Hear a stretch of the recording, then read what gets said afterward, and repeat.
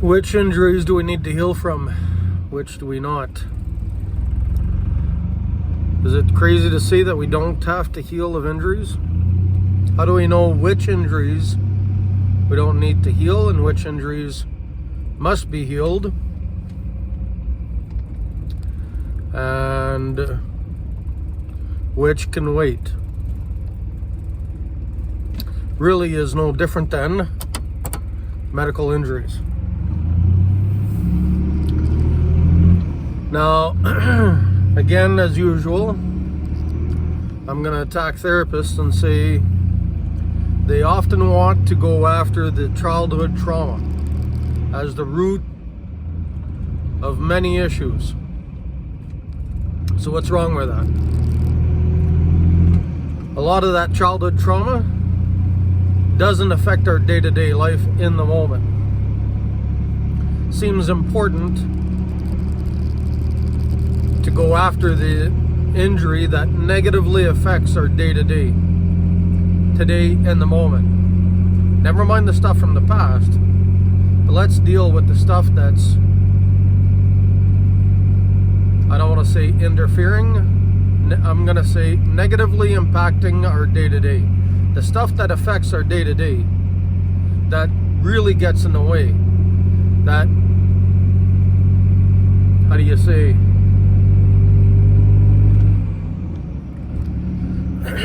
anyway, this is similar to medical injuries in the sense that you don't worry about the hangnail or the scratch as much as you worry about the heart attack. The first thing that comes first is the deadly injuries, and that's what you, same in mental health, you deal with the deadly injuries. Like, here's another way to explain it. I got a friend who, when he was a young kid, I shouldn't say young kid, but like in his 20s, when he first started riding motorcycles like 50 years ago, he got hit by a car while on a motorbike, broke his leg, and his leg healed with a bow, and he was walking with a gimp for about 50 years until his new girlfriend convinced him to get his leg straightened.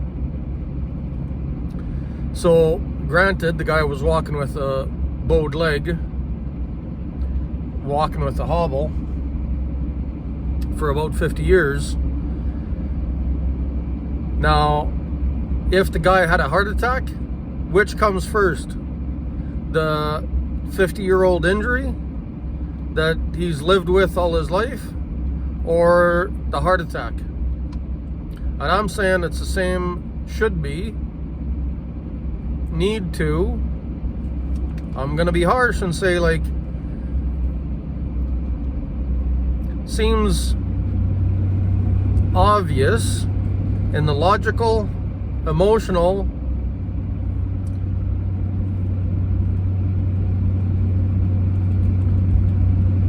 sense that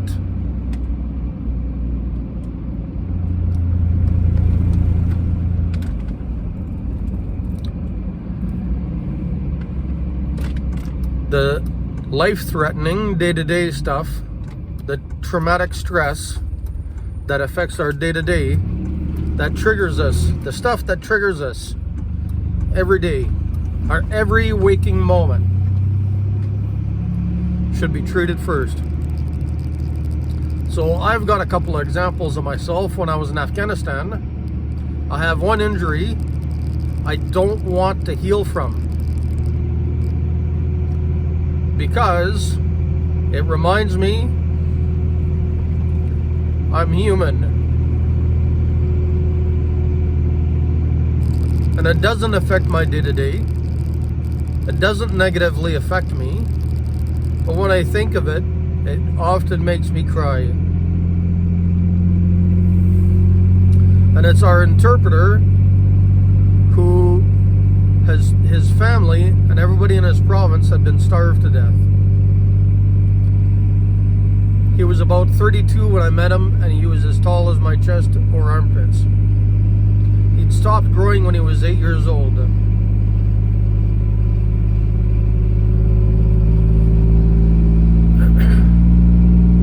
I don't want to heal from that for the simple fact, A, I don't need to, and B, it reminds me I'm human.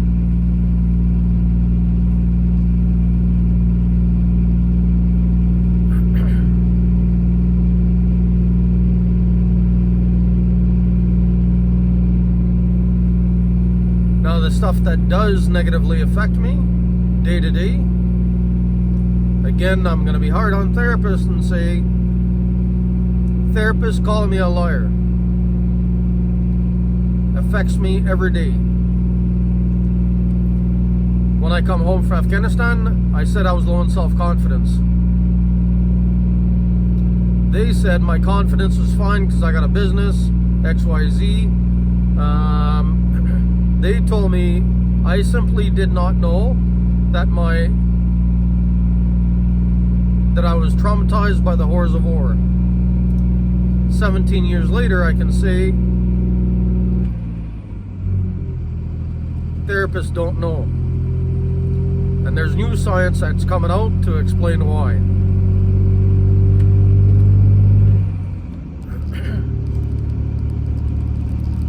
And so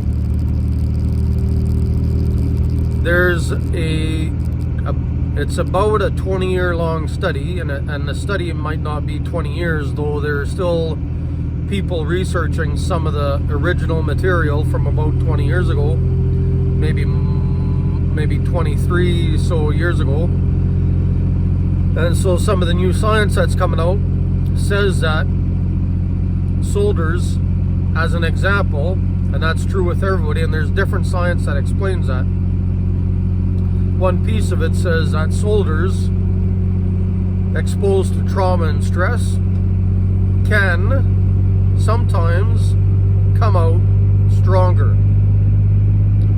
I'm suggesting I came out stronger, except in many aspects, many topics, many fields of thought, except my low confidence.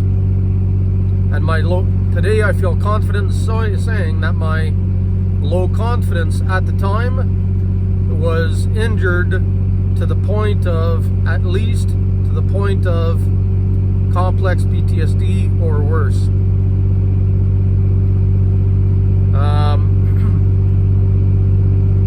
And so my low confidence still needs to be treated, as well as my injuries and my low confidence negatively affects me every day. And I would say all day long. Though I'm recovering, I still have a long way to go, and it still affects me day to day. And the other component attached to that is therapists. So to that, I would say my best explanation is when anybody, and this is rooted in therapists ignoring me, today, when anybody ignores me, I get negatively or called a liar or anything similar to that. I get negatively triggered. I tend to get mad. And on the flip side, when somebody listens to me, the simple act of listening, the simple act of asking me questions often makes me cry. I'm overwhelmed with joy, overwhelmed with good feelings, because I get the feeling that somebody cares about me instead of shoving me off because they think they know better. Telling me they know better. Telling me that I don't know what I'm talking about. Telling me I don't know what I need. So,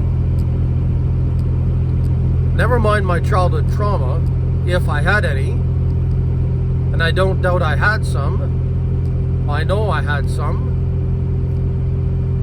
Where did my low confidence start? I don't know.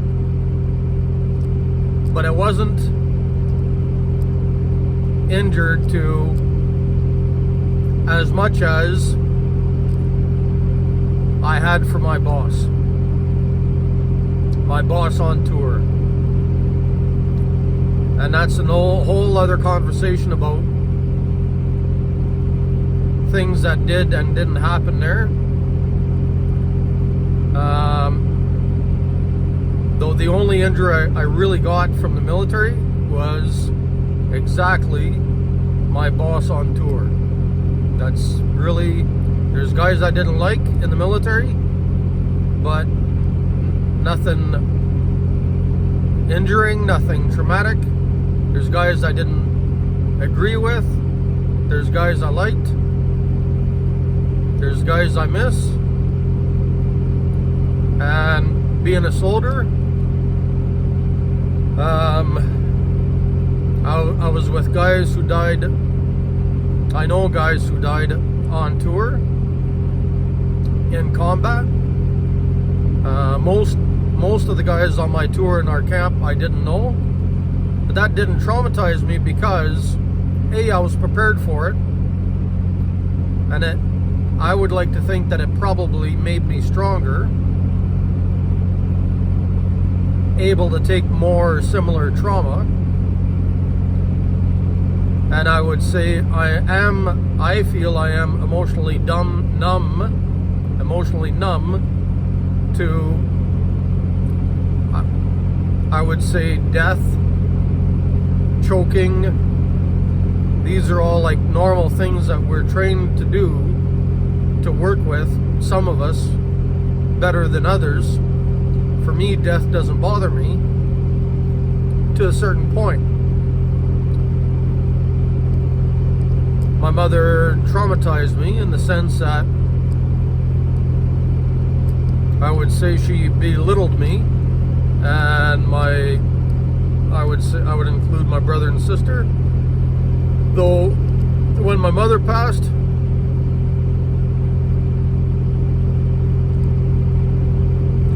I cried, I bawled, I'm sad.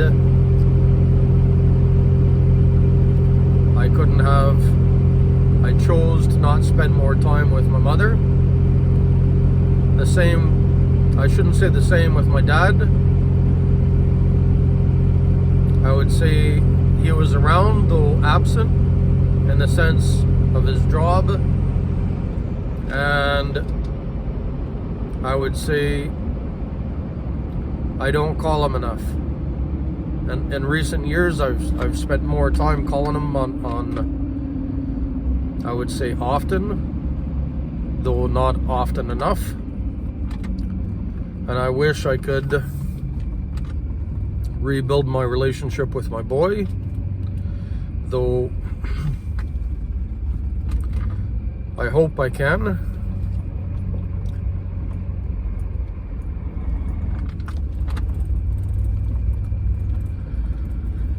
And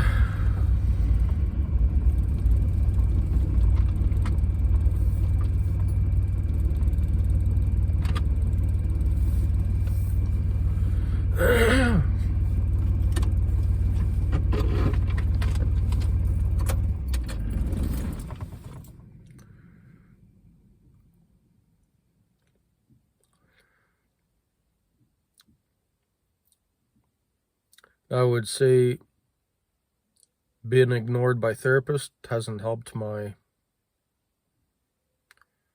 any of my relationships.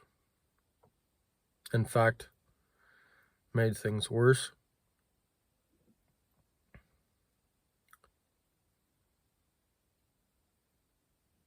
Actually drove me insane, being ignored by therapists.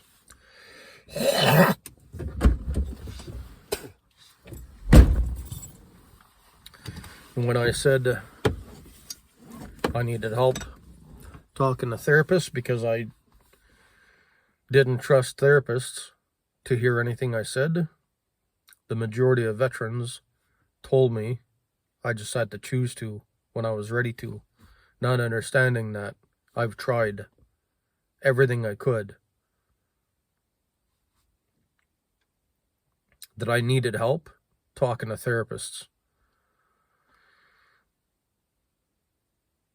So I didn't get help from therapist, and I didn't get help from veteran community, driving me insane, and expecting me to do things I said I couldn't do. And so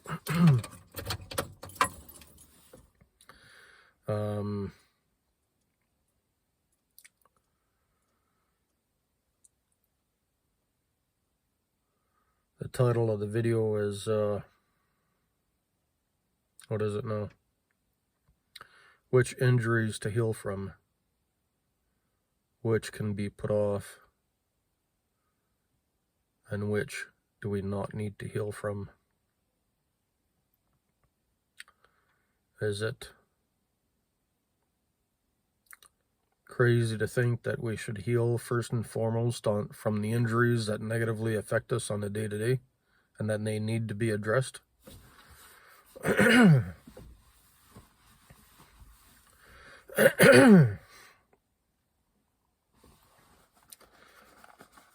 So I'm going to take a note right now, specifically on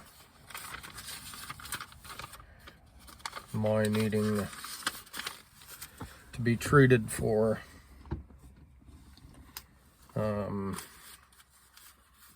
now I forget. Anyway,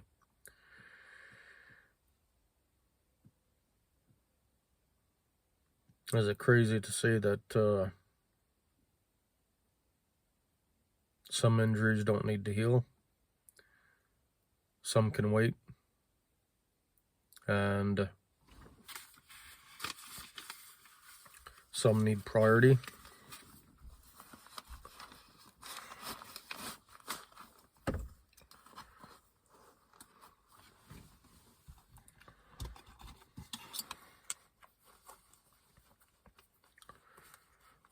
I don't know how.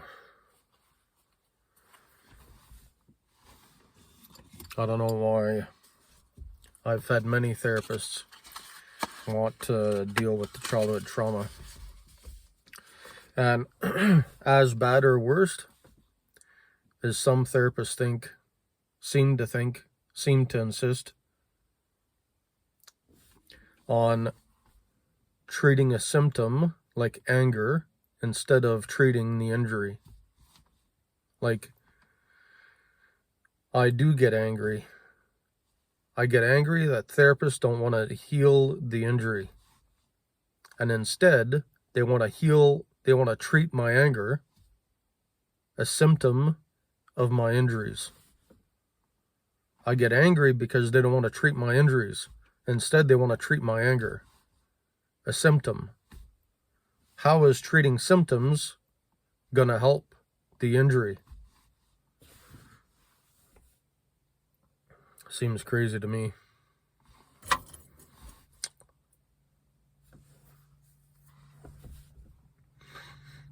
I don't know how to end on a good note. I'm not happy.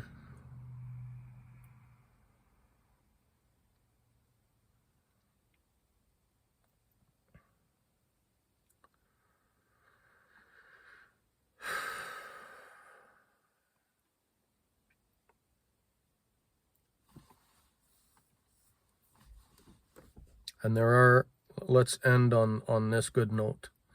There are treatment modalities that are proven to work. And I'm cautious about how to say this,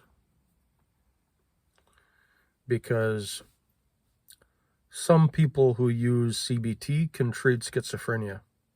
Some people who use, and I'm hard on therapists, because some therapists who use CBT can't treat bad habits. So why is it some can treat schizophrenia using CBT and some can't treat bad habits? Is it really because of the modality, or is it because of the delivery? This is why I spend so much time studying Chris Voss. I'm suggesting one way to close the gap, to improve treatment using CBT or its improvement CTR.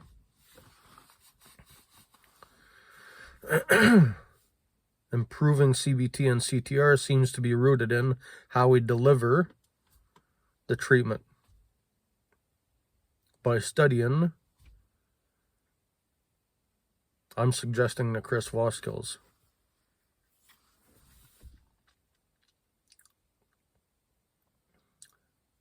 CBT and CTR almost seem to be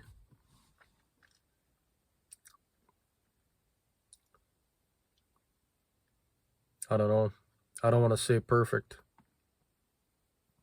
but it seems important at the very least. And seems the gap is in how some therapists deliver that treatment modality. Delivery seems to be the piece that could close the gap. Anyway, good night.